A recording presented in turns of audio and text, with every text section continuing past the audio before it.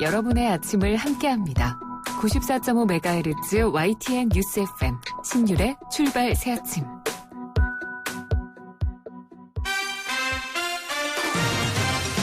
뉴스를 보는 시각이 달라집니다. 신율의 출발 새 아침.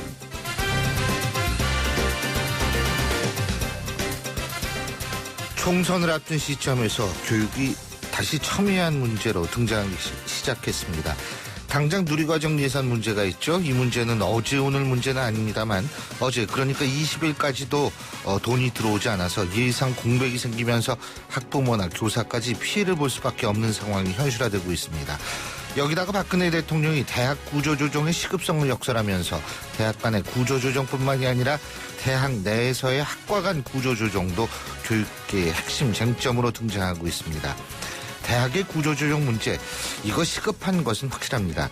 인구의 급감으로 2023년도 수능부터는 수능을 보는 학생들의 숫자가 지금의 절반 정도로 떨어지게 돼서 상당수의 대학이 문을 닫을 수밖에 없는 상황이 되고요. 뿐만 아니라 이공계와 인문계의 공급과 수요 차이로 인해서 정원 불균형도 심화될 수밖에 없는 상황이기 때문입니다. 바로 이 점을 박 대통령이 지적을 한 건데 이 문제 해결 역시 좀 난감하죠. 당장 사라질 학과의 구성원들의 반발과 수급 불균형이라는 현실적 당위성을 어떻게 조화시킬 수 있는가 하는 문제, 이거 풀기가 쉽지 않기 때문입니다. 새벽부터 정말 어려운 문제밖에 없는 것 같죠. 신율의 출발 새 아침, 오늘 순서 시작합니다.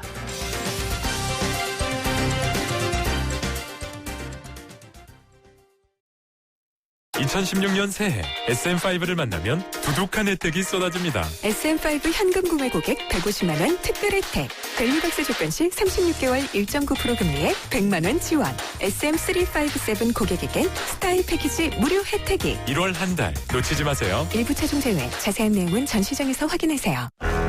삼성역에 짓는 현대가의 또 하나의 역작, 현대선 앤빌 더 트리니티. 지금까지의 오피스텔과는 수백 차원이 다르다. 3호선 삼성역 29층 랜드마크 풀옵션 북한산 조망. 슈퍼스펙을 소유하라. 삼성역 현대선 앤빌 더 트리니티.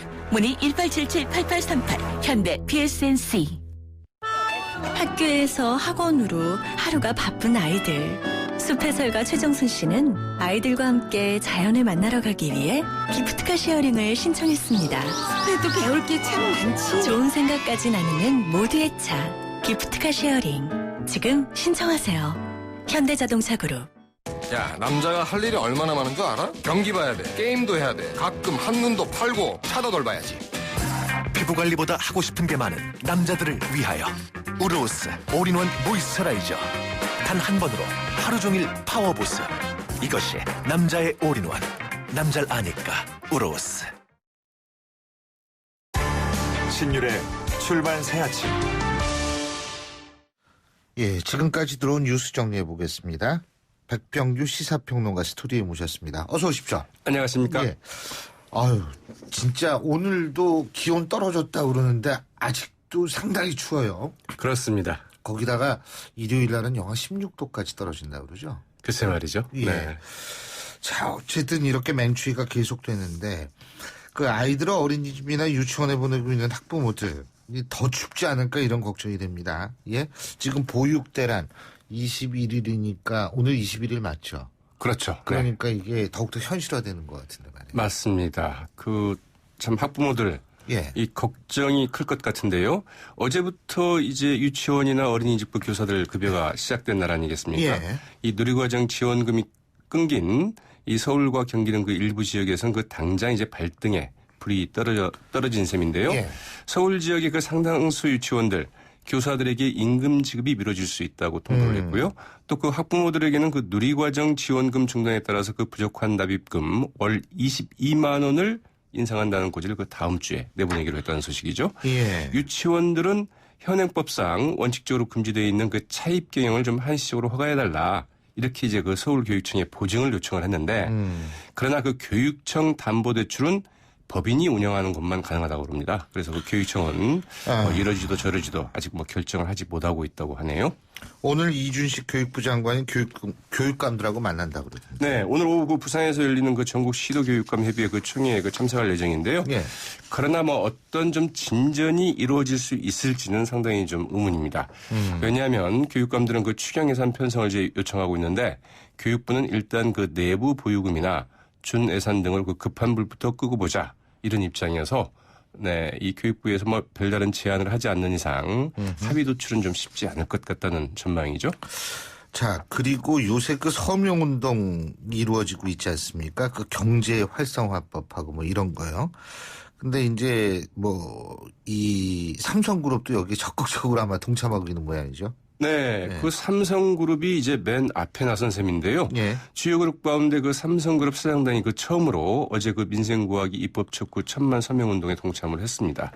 이 삼성그룹은 그 서초동 그 삼성전자 사옥 1층에 서명대를 만들고 임직원과 방문객들을 상대로 그 서명을 받기 시작했는데요. 삼성그룹 사장단 어제 이제 수요 사장단 회의를 갖고 일제히 이제 서명에 동참을 했다고 그러죠. 이 박근혜 대통령이 그 판교역에서 서명한 지 이제 사흘 만인데 정유업계 임직원들 그리고 그 여성경제인 단체들도 그 서명에 나서겠다 이렇게 밝히고 나섰습니다. 예. 대한상의 관계자는 어제 오후 3시 현재 8만 명 정도가 서명에 참여했다. 이 맹추위 속에서는 굉장한 뜨거운 열기라고 본다. 이런 입장을 밝혔는데요. 예. 이 황교안 국무총리 그리고 유일호 부총리 강호인 그 국토교통부 장관도 서명대열에 같이 했죠. 예, 여기서 어려운 건 새누리당밖에 없다고 그러더라고요. 이걸 도대체 입법부인데 어떻게 나가서 해야 되는지 말아야 되는지. 자, 정치권 얘기 그래서 해야 될 것 같은데 더불어민주당을 탈당한 조경태 의원 말입니다. 새누리당 가는 모양이에요. 네, 오늘 오전 그 새누리당 그 최고위원회에 그 참석한다는 소식이죠. 예. 여기에서 이제 그 입당을 발표할 예정이라고 그러는데 그러나 그 새누리당 그 부산시당 쪽에서는 반발도 거셉니다. 특히 이제 그 조경태 의원 지역구인 그 부산 사흘 지역구에서 활동 중인 예비 후보들 뭐 당연히 이제 반발할 수밖에 없겠는데 어제 그 성명과 기자회견을 통해서 뭐 야합이다, 야바이 행위다 이런 좀 거친 말까지 써가면서 이 조 의원의 그 입당에 크게 좀 반발하고 있다는 소식이죠. 오래간만에 듣습니다. 야바이. 네, 그렇습니다. 대구에서는 진박 마케팅이 본격화되고 있다. 그런 얘기 있죠. 네, 유승민 의원이나 그 유 의원과 가까운 그 의원 지역구에 그 출사표를 던진 예. 이른바 진박 유균이 어제 이제 모임을 갖고 힘을 합치겠다고 선언을 했는데요. 곽상도 전 청와대 민정수석, 윤도현 전 청와대 홍보수석, 정종섭 전 행정자치부 장관, 추경호 전 국무조정실장, 이재만 전 동구청장, 하춘수 전 그 대구은행장 등 이 박근혜 정부에서 그 장관이나 아니면 그 청와대 참모 등을 지낸 대구 지역의 그 예비 후보자들이죠. 이재만 전 동구청장은 어제 그 보도자료를 냈습니다. 그러면서 이 모임을 친유승민계 현역 의원들의 대항마로 낙점된 진박유긴 이렇게 이제 소개를 했고요. 예. 곽상도 전 민정수석도 그 자신의 페이스북에 대구 후보 6명 우리가 진박이다 이렇게 좀 홍보하고 나섰다고 그러는데요. 이 본격적인 진박 마케팅 연대가 시작됐다. 이런 이제 풀이가 나오고 있죠. 예. 그러나 뭐 역풍의 개연성도 상당히 크다. 이런 지적도 이게 어떻게 되는지 이게 주목돼 볼 이유가요. 주목해 볼 이유가 지금 사실 지역 맹주가 많이 사라졌다라는 얘기를 하는데 만약 진박 마케팅이 먹히면 박근혜 대통령이 마지막 지역에 있어서의 어떤 맹주적인 그런 역할을 할 수 있는 것이다라는 게 증명된 셈이고 그것이 안 된다면 이제 또 문제가 달라지겠죠. 자, 대구 시민들, 대구 유권자들이 이제 어떻게 반응하느냐. 바로 그거죠. 네, 이제. 굉장히 중요한 포인트죠. 근데 확실히 예외적인 건 사실이에요. 대통령 보통 오지 말라 그러고 옛날엔 그랬잖아요. 선거 유세 때. 그렇죠. 근데 네. 지금은 내가 진박이다 이렇게 나오는 거 보면 특정 지역이지만 좀 다르긴 다른 것 같은데 네, 한번 박 보죠. 대통령의 이제 그 콘크리트 지지층 어떻게 그렇죠. 반응하느냐 좀 지켜봐야 되겠죠. 자, 심상정 정의당 대표가 야권 각 정당한테 선거 연대를 제안했죠. 네, 민생과 정권 교체를 위한 그 정치 연합을 하자 이런 네. 제안인데요. 어제 그 국회에서 가진 그 신년 기자회견에서 제안을 했습니다. 이 총선에서는 일단 민생 문제를 화두로 공동 공약을 내걸자 예. 이런 제안이고요. 그 신뢰를 바탕으로 그 정권 교체를 위한 그 정치 연합 쪽으로 나가자. 이게 뭐 대선 때 이렇게 하자는 얘기죠. 이제 반응은 상당히 좀 엇갈리고 있습니다. 뭐 더민주 쪽은 이미 그 야권 연대를 위한 공개적 논의의 필요성을 제기한 만큼 예. 마다할 이유가 없다. 이런 반응이고요. 국민의힘의 그 천정비 의원 쪽도 호남을 제외한 지역에서는 선거연대 가능하지 않겠느냐. 뭐 필요하다 이렇게 호응을 한 반면에 국민의당 쪽에서는 약간은 좀 회의적인 반응입니다. 이 민생 살리기 공조나 정책 연대는 가능하겠지만 선거 연대는 아직 지금으로서는 힘들다. 이런 입장을 좀 밝혔다고 하죠. 예, 잘 알겠습니다. 오늘 말씀 여기까지 듣죠. 고맙습니다. 네, 고맙습니다. 예, 지금까지 백병규 시사평론가였습니다.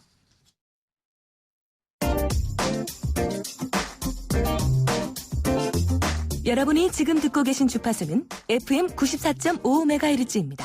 YTN 뉴스 FM.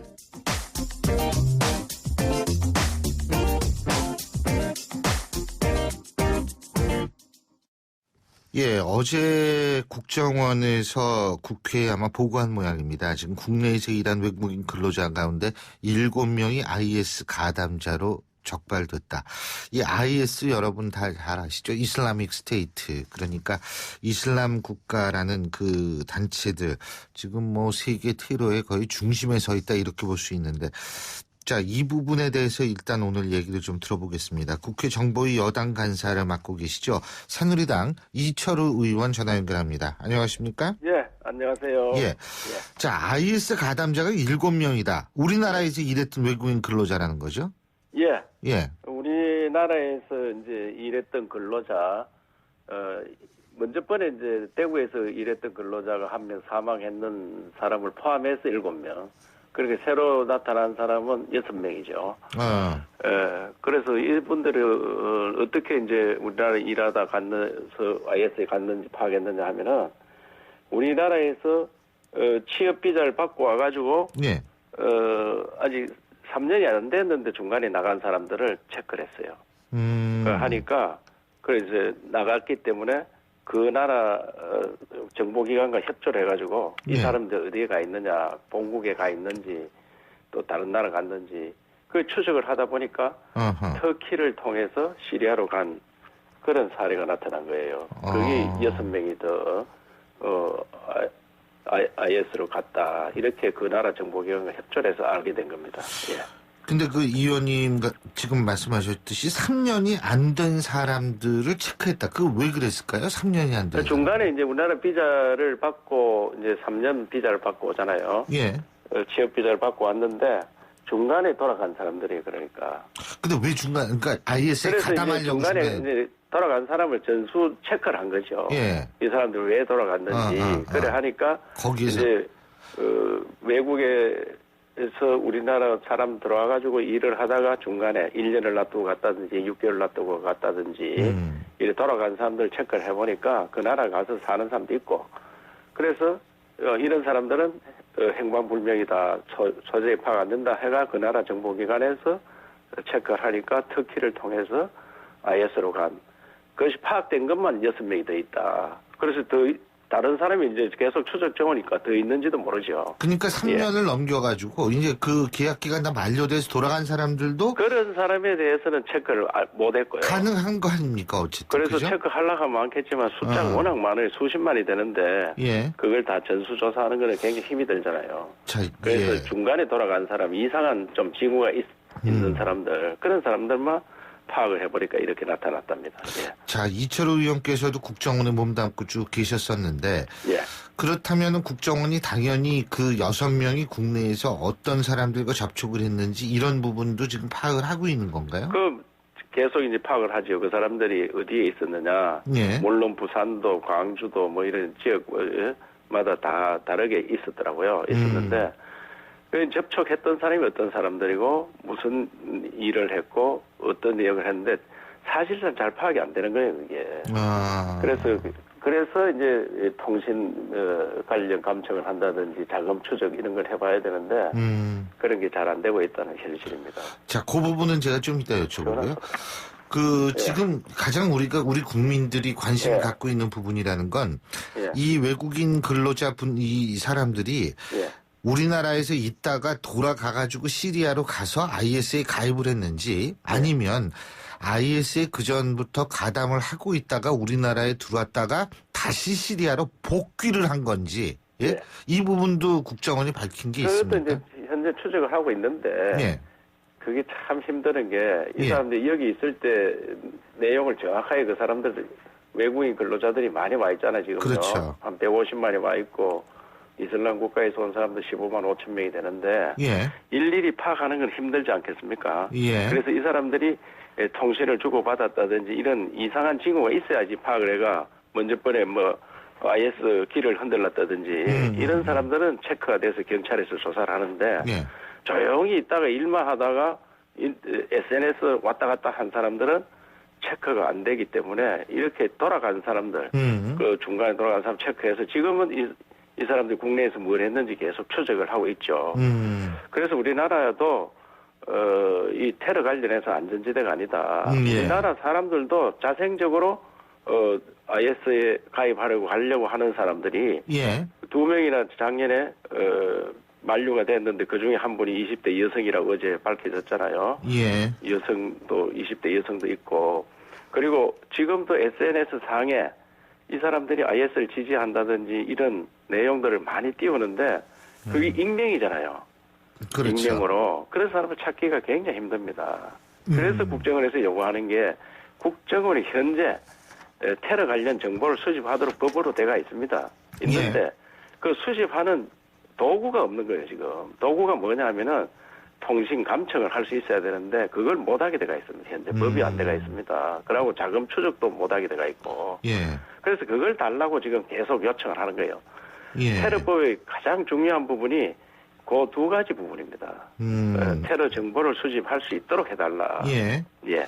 근데 이제 뭐 그것은 야당도 실제로 거기 자체에 대해서 반대하는 것은 아닌데 문제는 거기에서 가장 그 중심이 되는 그러니까 다시 말해서 헤드쿼터 이 본부 역할을 하는 데가 어디여야 되느냐 이거 가지고 지금 이견 있는 거 아닙니까? 그거는 야당과 그때 협의가 됐습니다. 됐습니까? 총리실에서 대테러 센터를 두고 총리실에서 예.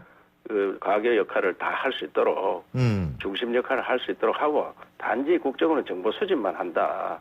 예. 이렇게 대가 합의가 됐습니다. 됐는데 예. 다시 야당에서 총리실보다 국민안전처로 하자 이렇게 이제 안을 만들고 있어요. 야당에서는. 합의가 됐는데 이제 다시 그 본부 역할을 했는데 다시 국민안전처로 국민안전처 국정원에서 하는 건 못 믿겠다. 국정원 자체는 그 정보 수집 자체도 그러니까 통신 그 감청이라든지 자금 추적하는 이런 걸 못 주겠다 이거예요. 그걸 안 주면 정보 수집을 어떻게 하느냐.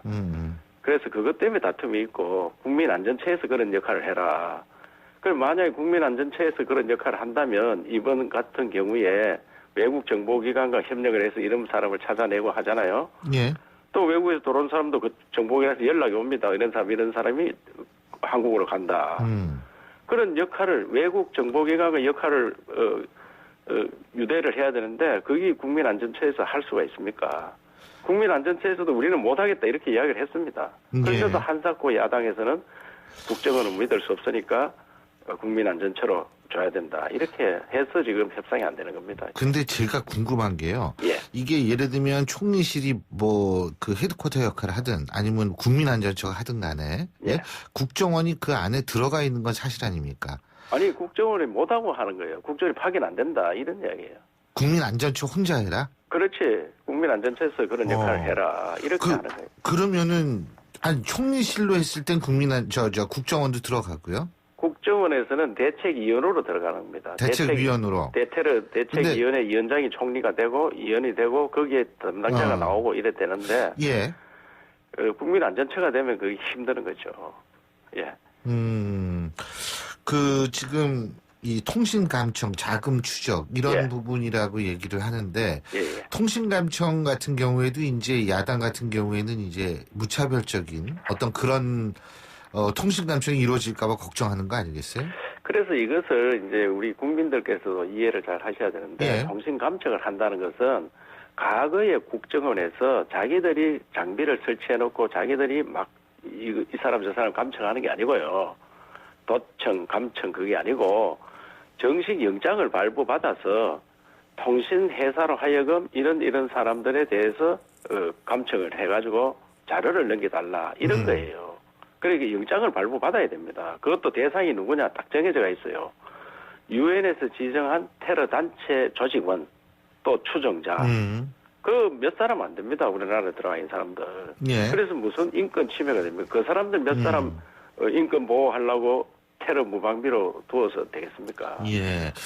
근데 어제 국정원은 다시 원안대로 국무총실 말고 대테러 센터를 이 국정원에 그냥 두자 이렇게 아마 입장을 어제 이제 국정원 차장은 이왕 잘 안 될 것을 원점에서 새로 검토하면은 정상적인 절차를 해야 된다. 국가정보원에서 외국 정보기관과 긴밀한 유대 관계도 갖고 협력을 해야 되기 때문에 정보는 보안이 생명이거든요. 다른 데 가 있으면 보안 유지가 어려운 거 아니냐. 그래서 국가정보원에서 총괄 조직을 갖고 하는 게 좋겠다. 자기들은 원래 생각을 그렇게 하고 있는데 워낙 야당에서 반발이 있으니까 총리실도 좋다. 이렇게가 양보를 했었거든요. 그렇게 주장하는데 그거는 우리 국회 차원에서는 제가 생각할 때는 이제 국정원의 과거에 뭐 업보도 있고 하니까 총리실로 두되 국정원에서는 정보를 수집할 수 있는 충분한 도구를 줘야 된다. 그것만 하면 된다고 생각합니다. 저는. 그러니까 새누리당 입장은 변함이 없는 거네요. 그렇죠? 저는 뭐 국민도 생각하고 또 야당 입장도 있고 또 국정원 역할도 있으니까 그래서 잘 조정을 하는 게 그런 안으로 만들었습니다. 그렇군요. 잘 알겠습니다. 지금 시간이 벌써 다 됐네요. 오늘 말씀 여기까지 듣겠습니다. 감사합니다. 감사합니다. 지금까지 새누리당 이철우 의원이었고요. 신율의 출발새 아침 1부 순서는 여기서 줄이겠습니다. 잠시 뒤 2부에서 뵙죠.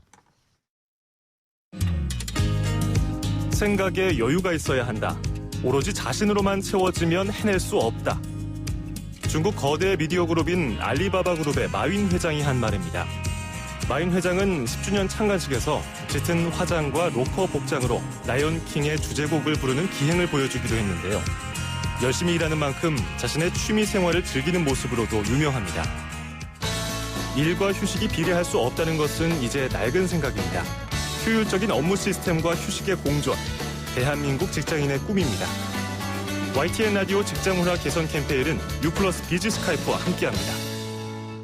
안녕하세요. 백세 인생 가수 이혜란입니다. YTN 라디오 들으시면 빠른 소식과 유용한 정보를 많이 얻어가실 수 있습니다. 오전 7시 신율의 출발의 새 아침을 들으시면 수백 가지 시사 정보 꽉 잡으실 수 있고요. 오후 3시와 4시 YTN 생생경제 굿모닝 굿나이프를 들으시면 100세까지 부자로 사는 방법을 알려드립니다. FM 94.5 YTN 라디오는 재밌다고 전해라. 소통의 아침을 여는 공정한 목소리 신율의 출발 새 아침. 신율의 출발새 아침 2부 순서 광고 듣고 시작합니다. 사장님들은 고민이 많다. 우리 가게 와이파이 설치해야 하는데 카드 결제기는 어떡하지? CCTV도 달아야 하는데 올레비즈 성공팩에 맡기세요. 사업에 필요한 IT 서비스를 한 번에, 거기에 휴대폰 통신비 할인까지. 올레비즈 성공팩. 문의 1588-0114 KT. 히어로즈 시즌5네? 어디서 구했어? LTE 비디오 포털. 혹시 베테랑도 구할 수 있어? LTE 비디오 포털. 나 어제 응답 하나도 못 봤는데. LTE 비디오 포털에 다 있다고. TV, 미드, 영화, 지식까지 세상의 모든 비디오 LTE 비디오 포털. 통신사 관계 없이 지금 무료로 다운받으세요. 자연이 선물한 갈색 솔잎에 옛 어머니의 지혜가 더해지면 들리세요? 잠든 생기를 깨우는 갈색 솔잎의 놀라운 능력. 매일 생기로워져요. 첫 피부처럼. 한율 율려원액. 잘 아시는 볼레로. 똑같은 멜로디와 리듬이 무려 15분간 반복되는 게 전부입니다. 그래서 작곡가 라벨은 말하죠. 이 곡은 내 유일한 걸작이다. 그러나 음악이 없는 실험일 뿐이다. 대한항공 파리 주7회 A380 운항. Korean Air. 에이스 고객 지성. 침대를 말하다. 신혼가구 좋으면 집들이 때 잠깐 뿌듯하겠지.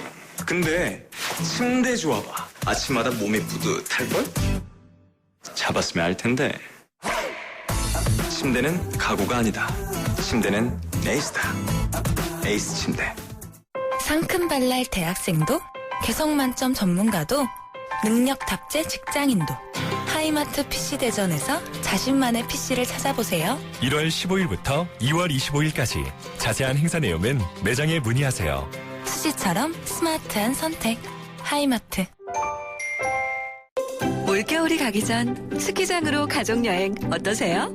용평리조트 스키버스, 용평까지 왕복버스, 리프트권 렌탈을 편하고 부담 없는 패키지로 한 번에. 우리 가족 스키버스를 타고 대관령의 하얀 겨울 속으로. 쿠팡 위메프 용평 홈페이지에서 용평버스를 검색하세요. 용평리조트. 저예요. 대성 보일러 모델 김성령. 가스비 대성 S라인 보일러라면 어렵지 않아요. 스마트폰에 손가락만 까딱하면 가스비 걱정 안녕. 대성 S라인 콘덴싱 기술과 IoT 기술이 만나 가스비 초간단 절약. 대성 S라인 IoT 보일러. 안녕하세요. 금난세입니다. 오케스트라 로얄석에서 감상하시는 건 어떨까요? 생활도 문화도 미래 가치도 브라보. 서울역 한라비발디. 서울역 송기정 체육공원의 다양한 개발 비전까지 모델하우스 개관 중. 서울역 한라비발디 센트럴. 문의 1644-1060. 쉐보레와 함께하는 새해 새 출발. 지금 쉐보레 전시장에선 1000개의 행운이 기다립니다. 맥북 에어가 100개, 아이패드 미니4가 900개. 거기에 해피콘 모바일 교환권 6만 개까지. 지금 전시장으로 오세요. 2월 말까지 매주 당첨자 발표. 전시장 및 홈페이지 참조. Chevrolet Find New Roads. 2016년형 볼보엔 없다. 5년간 부담이 없다. 부담이 없다고? 없다.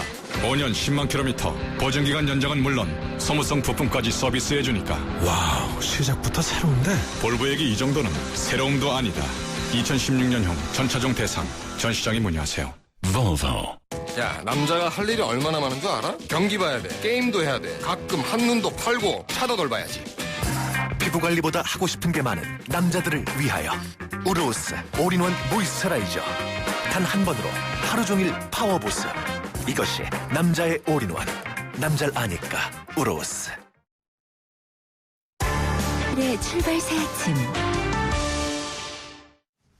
오는 22일.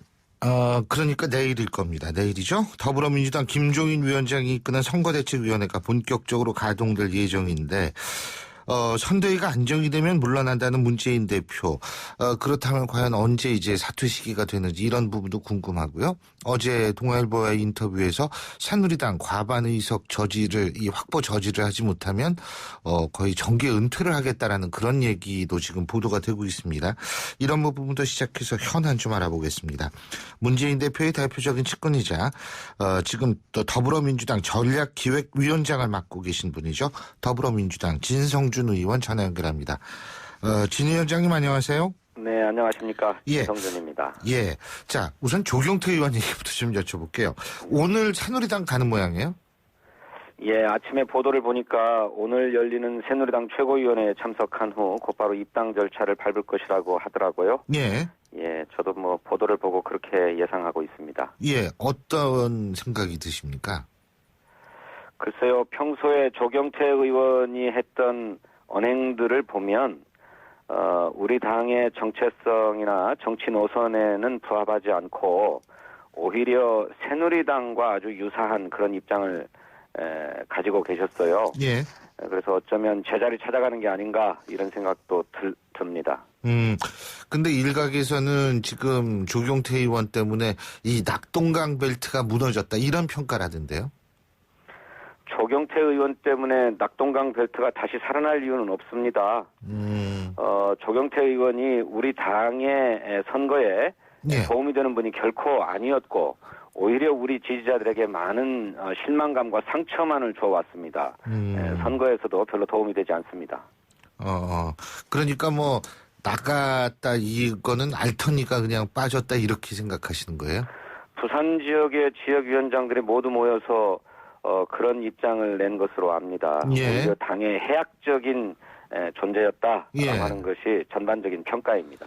부산 지역의 위원장들이 모였을 때 그 얘기도 나왔지만 또 다른 얘기 나왔죠. 문재인 대표가 부산에 출마해야 한다. 네, 그것은 어떻게 보십니까? 부산 지역에서 정치하시고 이번에 선거를 통해서 반드시 승리하려고 하는 분들의 바람입니다. 예. 문재인 대표께서는 불출마라고 하는 입장을 고수하고 계시긴 합니다만은 당의 요청 또 선거 상황의 필요성 이런 것에 따라서 최종적으로 판단을 하실 거라고 봅니다. 그러니까 문재인 대표의 불출마는 다시 좀 달라질 수 있다 이 말씀이시죠? 문재인 대표의 기본 생각은? 입장은 불출마시지만 예. 당의 선거 승리에 도움이 된다면 어떤 일도 마다하지 않겠다고 하신 만큼 가능성은 있다고 생각합니다. 그러니까 출마 가능성도 있다 부산 지역에. 지금 이 문재인 대표가 어제 그 동아일보하고 한 인터뷰 있지 않습니까? 그죠? 네. 거기에서 새누리당의 과반 이 의석 확보 저지를 못하면, 예? 네. 뭐 정계 은퇴도 생각한다 이런 뉘앙스가 나왔던데요. 어떻게 보십니까? 예. 문재인 대표는 누차 이번 총선의 결과가 당신의 정치적인 어떤 생명을 좌우한다고 밝힌 바 있고 그 책임을 당신이 다 질 수밖에 없다는 생각을 가지고 있습니다. 예. 그래서 만일 이번 총선에서 새누리당의 과반 의석을 저지하지 못한다면 그것은 대표께서 깨끗하게 책임지겠다는 말씀이고 그것은 대통령 선거의 후보로 나서는 것은 물론 이려니와 정치도 계속할 이유가 없다라고 생각하시는 것입니다. 근데 이제 여기서 중요한 부분이요. 저지를 못한다면 이 얘기인데요. 이게 더불어민주당 혼자 저지하겠다는 건지 아니면 야권 전체를 다 포함해서 야권이 새누리당 저지를 못하면 이렇게 되는 건지 모르겠어요. 지금 야권이 여러 정당 체제로 분열되어 있는 상황인데 이것을 한데 모아서 통합을 해내면 그래서 선거를 여야의 1대1 대결 구도로 만들면 그것이 저는 최선이라고 생각합니다. 하지만 통합하지 못한 채 야권 연대에 머무른다고 한다면 그것을 통해서도 어쨌든 새누리당 박근혜 정권의 일당 독재를 저지하는 것이기 때문에 선거의 성과이고 야권의 승리다 이렇게 평가할 수 있고 당연히 그 가운데서 더불어민주당이 주도할 것이기 때문에 그건 당의 승리로 평가될 수 있다고 생각합니다. 그러니까 결국은 야권 전체가 그 새누리당 과반 의석 확보를 저질하면은 결국 문재인 대표도 나름대로 계속 갈 수 있는 계속 가는 거 아니겠어요? 네, 그렇습니다. 그죠? 알겠습니다. 저 그 부분이 어제 참 그게 궁금하더라고요. 예, 그래서 여쭤본 거고요. 자, 또 한 가지는 이제 김종인 위원장 체제가 내일 본격 가동이 되죠? 네, 내일 당무위원회가 소집되어 있습니다. 예.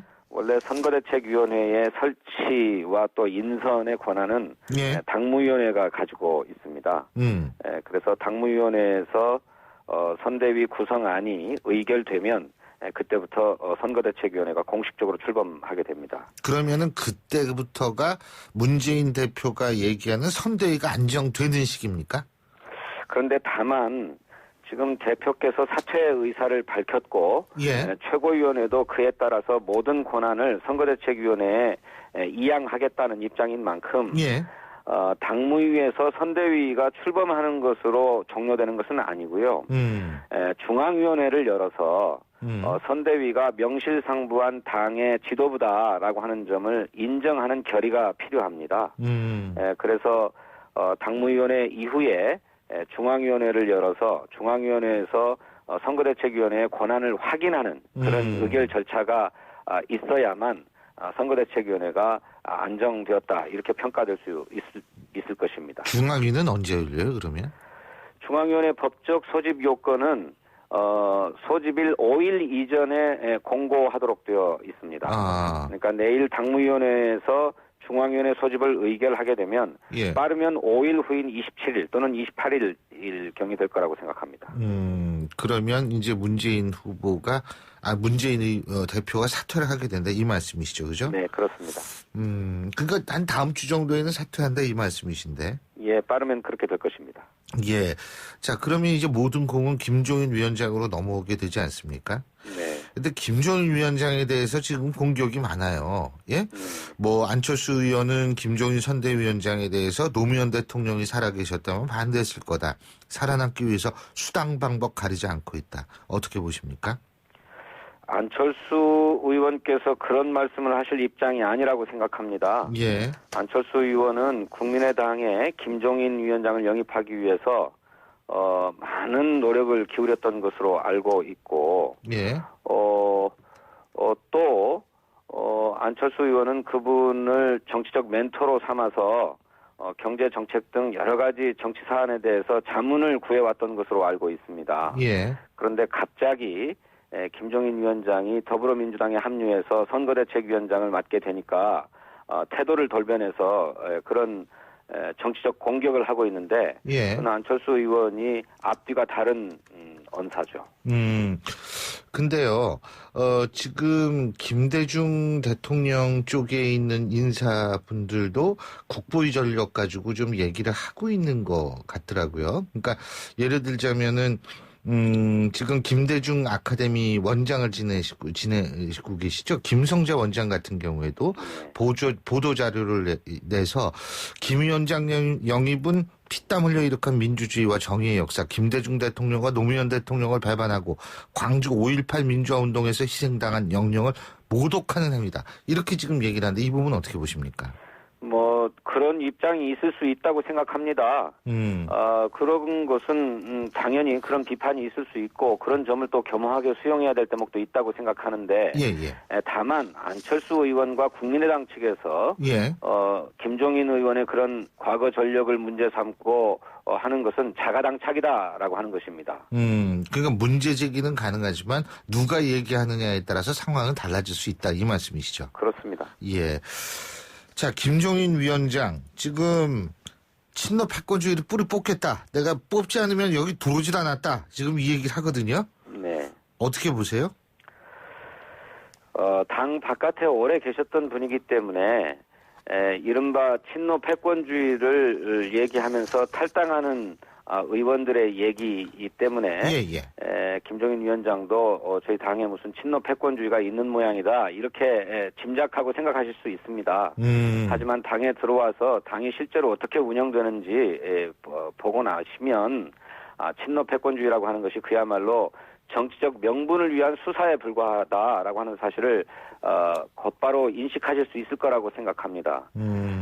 행여 김종인 위원장의 입장에서 이거는 패권주의로 비칠 지점이 있다라고 생각한다면 그건 김종인 위원장께서 단호하게 척결하는 작업들을 하실 거라고 생각하지만 제가 볼 때는 김종인 위원장께서도 당에 들어오셔서 본격적으로 당 상황을 보시게 되면 친노 패권주의라고 하는 것이 그냥 정치적 허언에 불과하다라고 하는 사실을 바로 인식하실 수 있을 거라고 생각합니다. 예, 잘 알겠습니다.